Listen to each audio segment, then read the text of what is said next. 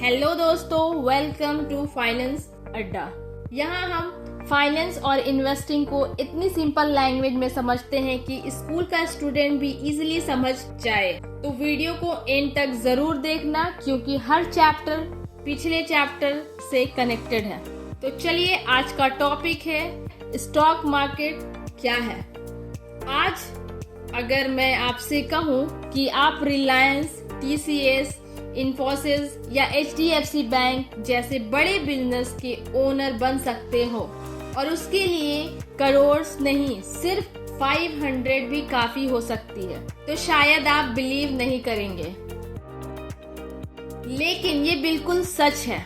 इसी stock market ने दुनिया के हजारों लोगों को मिलियनर और करोड़पति बनाया है, लेकिन इसी मार्केट ने बिना नॉलेज के इन्वेस्ट करने वाले का पैसा भी डुबाया है। तो आखिर स्टॉक मार्केट है क्या? शेयर क्या होता है? कंपनी हम अपने हिस्सा क्यों बेचते हैं? शेयर का प्राइस रोज ऊपर नीचे क्यों होता है? और आम आदमी इससे पैसा कैसे कमाते हैं? आज की वीडियो के बाद आपको इंटरनेट पर स्टॉक मार्केट की कोई और बेसिक वीडियो देखने की जरूरत नहीं पड़ेगी। तो चलिए वीडियो को शुरू करते हैं, और जो नए हैं प्लीज मेरे चैनल को सब्सक्राइब कर दें। स्टॉक मार्केट क्या है, चलिए एक स्टोरी से समझते हैं। राहुल नाम का एक लड़का है, उसकी एक छोटी सी चाय की शॉप है। हर दिन 300 लोग चाय पीने आते हैं। बिजनेस बहुत अच्छा चल रहा है। अब राहुल चाहता है मैं पूरे इंडिया में अपनी चाय की ब्रांचेस करूंगा, लेकिन प्रॉब्लम उसके पास पैसा नहीं है। तो अब राहुल क्या करे? अब राहुल के पास 3 ऑप्शन है। पापा से पैसा ले, पॉसिबल नहीं। ऑप्शन 2, बैंक से लोन, बैंक बोलेगा इंटरेस्ट देना पड़ेगा। राहुल सोचता है लोन नहीं लेना। ऑप्शन 3, कंपनी का कुछ हिस्सा लोगों को दे देता हूँ और बदले में पैसा ले लेता हूँ। यही कॉन्सेप्ट है स्टॉक मार्केट का। अब अगर आप एक शेयर खरीदते हो तो आप राहुल की कंपनी के ओनर बन जाते हो। छोटे ओनर लेकिन ओनर। राहुल के एक हिस्से को आप अगर खरीदोगे तो आप उस कंपनी के उस एक शेयर के ओनर बन जाओगे। अब शेयर क्या होता है? अब मान लो राहुल की कंपनी की उसकी पूरी कंपनी की वैल्यूज है 1 करोड़ रुपए और राहुल ने कंपनी को 1 लाख शेयर में डिवाइड कर दिया। मतलब अगर आप 100 रुपए का एक शेयर खरीदते हो तो आप कंपनी का एक तीनी पार्ट ओन करते हो। अगर 100 रुपए में एक शेयर आप खरीदोगे तो वो उस पार्ट के आप ओनर हो और वो हिस्सा आपका हुआ। जैसे पिज्जा के पीसेस होते हैं, 6 पीसेस या 8 पीसेस या 4 पीसेस होते हैं, वैसे कंपनी के पीसेस होते हैं। पिज्जा के पीसेस स्लाइस और कंपनी का पीस जो होता है वो शेयर कहलाता है। अब सवाल आता है कि कंपनी शेयर क्यों बेचती? ये बहुत इम्पोर्टेंट है। कंपनी चैरिटी नहीं करती, उससे पैसा चाहिए होता है फैक्ट्री बनाना या मशीन खरीदना या एम्प्लॉयज हायर करना, न्यू प्रोडक्ट्स लॉन्च करना, बिजनेस एक्सपेंड करना, कंपनी को चाहिए होता है। स्टॉक एक्सचेंज क्या होता है? अब सवाल आता है कि आप जो शेयर बात कर रहे हो, जो हिस्सा, जो पार्ट बात कर रहे हो, कंपनी का हिस्सा, वो आप खरीदोगे कहाँ से? तो सीधा कंपनी के घर जाओगे? बिल्कुल भी नहीं। उसके लिए होता है स्टॉक एक्सचेंज। इंडिया में 2 बड़े एक्सचेंज हैं, NSE, BSE। अब बताते हैं NSE और BSE क्या होता है। NSE नेशनल स्टॉक एक्सचेंज, यहाँ रोज लाखों करोड़ शेयर की बाइंग और सेलिंग होती है।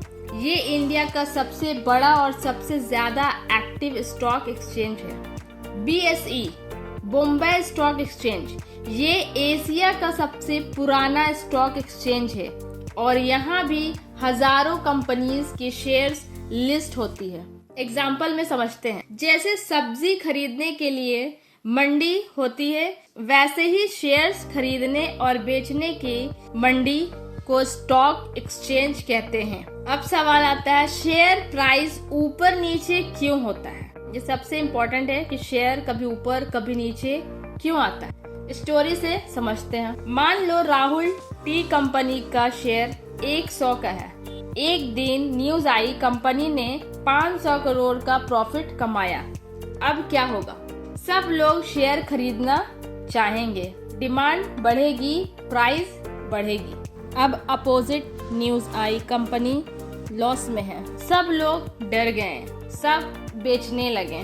तो जब लॉस होता है तो सब अपने शेयर को बेचना शुरू कर देते हैं। इसी तरह से जब प्रॉफिट होता है तो लोग उस शेयर को खरीदना शुरू करते हैं। यही रीजन है शेयर हर सेकंड मूव करता है। Demand supply example, Apple iPhone launch हुआ, स्टोर में सिर्फ 100 फोन्स, कस्टमर 1000 हैं। क्या होगा? प्राइस बढ़ेगा। यही स्टॉक मार्केट में होता है कि खरीदने वाले 1000 हैं और सामान सिर्फ 100 पीस है। तो इसमें क्या होता है? आपके प्राइस बढ़ते हैं। तो यही स्टॉक मार्केट में होता है। अब चलिए प्रॉफिट कैसे होता है, एग्जाम्पल समझते हैं। आपने 100 शेयर्स 100 रुपए में खरीदे, इन्वेस्टमेंट 10,000, 1 साल बाद शेयर 180 रुपए। तो ये हो गया आपका प्रॉफिट।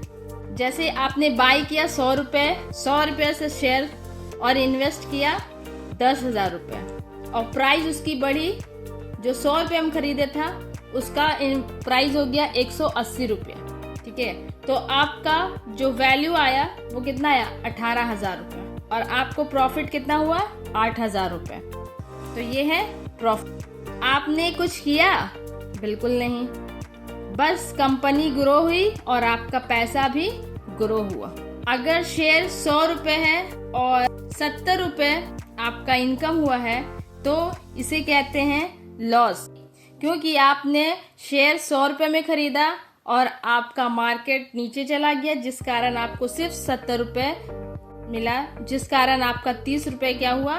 लॉस हो गया। तो चलिए डायग्राम में समझते हैं। इन्वेस्टमेंट आपने किया 10,000, प्राइस डाउन हुआ 30% और करंट वैल्यू है अभी का 7,000, तो लॉस आपका कितना हो गया? 3,000। तो इसे कहते हैं लॉस। लेकिन ये लॉस तभी कंफर्म होता है जब आप शेयर बेच देते हो। अगर कंपनी अच्छी है तो फ्यूचर में रिकवर भी कर सकती है। इसलिए जब शेयर आप खरीदो तो उसकी पूरी नॉलेज लो, उसके बारे में अच्छे से जानो, उसके बाद आप शेयर पे पैसे लगाओ। अब डिविडेंड क्या होते हैं? कुछ कंपनीज बोलती है हमने प्रॉफिट कमाया, इसका कुछ हिस्सा हम शेयर होल्डर को देंगे। अब आपने शेयर प्रॉफिट किया या लॉस किया, उसके लिए आपको शेयर स्टॉक मार्केट में आपको एक अकाउंट बनाना पड़ेगा जिसे कहते हैं डीमैट अकाउंट। शेयर घर में नहीं आता, वो डिजिटल फॉर्म में रहता है, उसके लिए होता है डीमैट अकाउंट। और इसका पूरा वीडियो मैं आपको नेक्स्ट वीडियो में बनाकर दूंगी। डीमैट अकाउंट क्या होता है, फिलहाल के लिए आप इतना ही जानो। स्टॉक मार्केट में रिस्क कब होता है? अगर आप knowledge, good decision, long term, तो इससे आपका क्या होगा? आपका वेल्थ बढ़ेगा, आपका पैसा बढ़ेगा और इसमें रिस्क नहीं है। रिस्क कब होता है? जब आप रूमर्स, इमोशंस, पैनिक करोगे या फिर, तो इसमें आपको लॉस होगा। दोस्तों, अगर आपने आज की वीडियो ध्यान से देखी है तो आप सिर्फ स्टॉक मार्केट शब्द नहीं जानते बल्कि उसके पीछे का पूरा सिस्टम समझ चुके हैं। याद रखिए, स्टॉक मार्केट एक जुआ नहीं बल्कि बिजनेस में ओनरशिप लेने का तरीका है। जितनी अच्छी नॉलेज उतना बेहतर डिसीजन। अगर वीडियो पसंद आई हो तो लाइक जरूर करें, अपने दोस्तों के साथ शेयर करें और फाइनेंस अड्डा को सब्सक्राइब करना बिल्कुल मत भूलिए। अगली वीडियो में हम डिटेल्स से समझेंगे डीमैट अकाउंट और ट्रेडिंग अकाउंट में क्या डिफरेंस होता है। And thank you for watching.